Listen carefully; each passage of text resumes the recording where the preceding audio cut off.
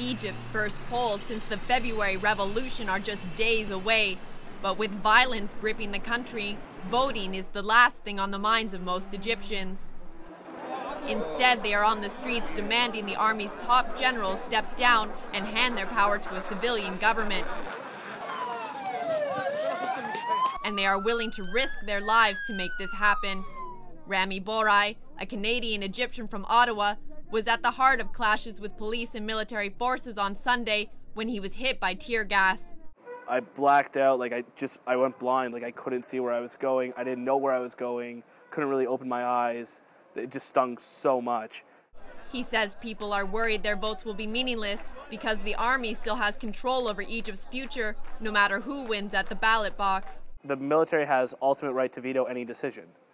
So my vote is almost pointless because whatever I choose, if they don't like my choice, they can just negate it and just get rid of it entirely. So why would I vote for something like that? Journalist Randa El Tahawi says the complicated nature of the parliamentary elections, with over 6,000 candidates and 3 rounds of voting, could also turn voters away.